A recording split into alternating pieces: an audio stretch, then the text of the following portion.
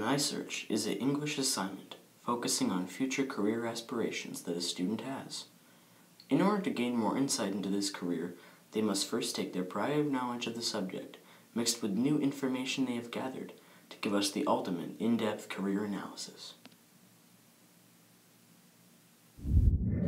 I chose the film industry in general because I was always fascinated with the entire aspect of the business.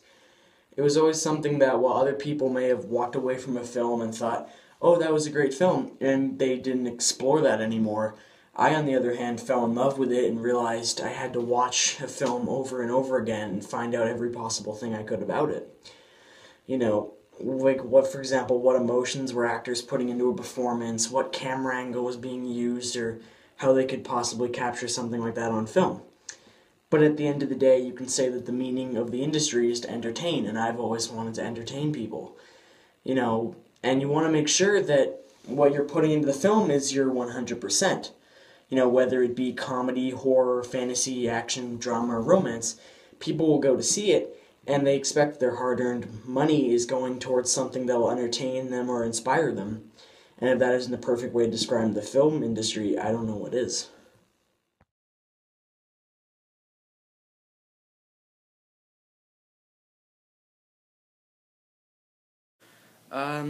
For a quote like that, wow, it speaks very true. It wasn't like it took me years to realize why I wanted to be an actor or director. It was, from a very young age, and it wasn't like I limited myself to one genre or of a current decade as far as films I watched for inspiration. If it has some sort of hype and was popular at any point in time, then there's a 99% chance I've seen it. You can ask anybody that's really close to me. That is a true thing. I've seen, oh god,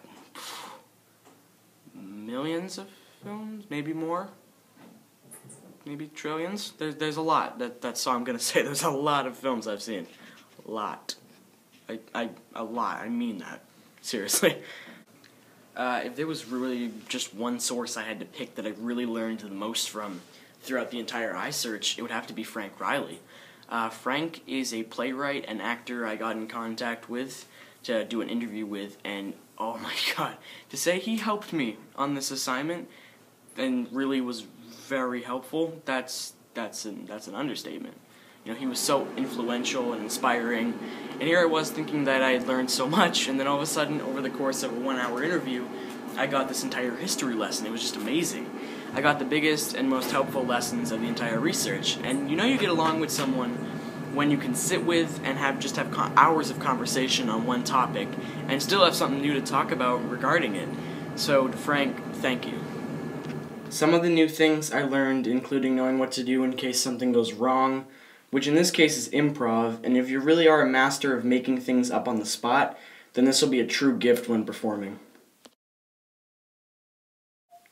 Now, of course, you can't forget that when doing improv, you need to make sure that the improv fits with the course of the story.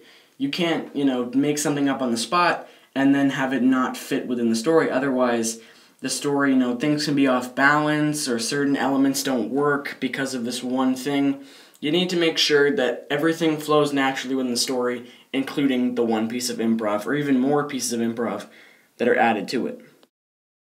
Next, you need to have emotional and physical ranges for certain roles, which means you have to be ready to do a bit of research on a character depending on if they are from literature, or another media, or even a real person.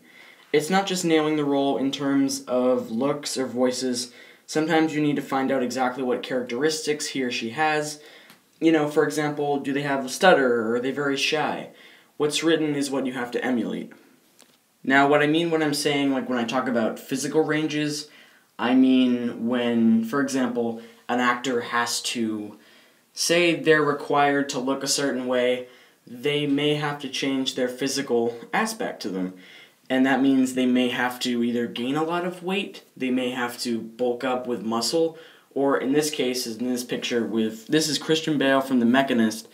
He dropped, I believe, around 80 or 90 pounds, and he ate an apple a day and drank water, and that dropped him all that weight, and he became anorexic for the role.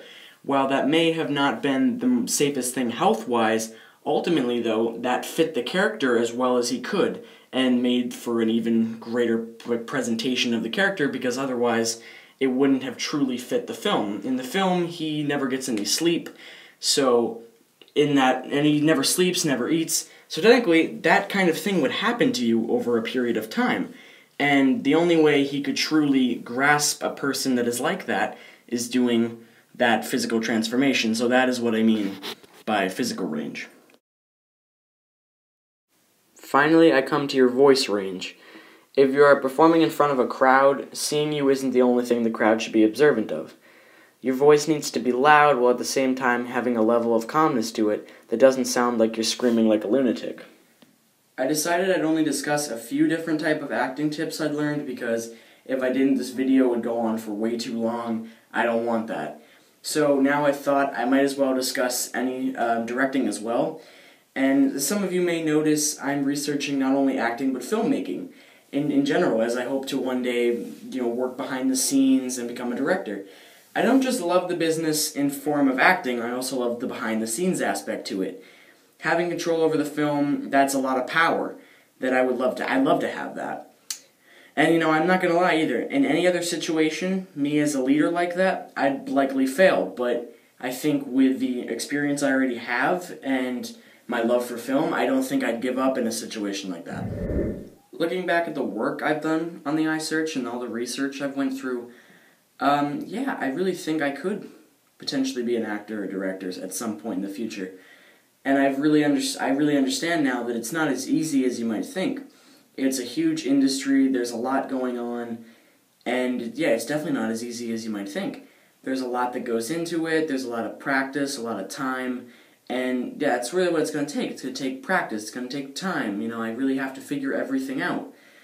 But I think in time, yeah, it'll work out fine for me, because I'm just so dedicated to it that any other job, I don't think it would work for me. I'm so bent on this one idea that I think I could run all the way with it and absolutely become a great actor or director sometime in the future and probably be known for years to come.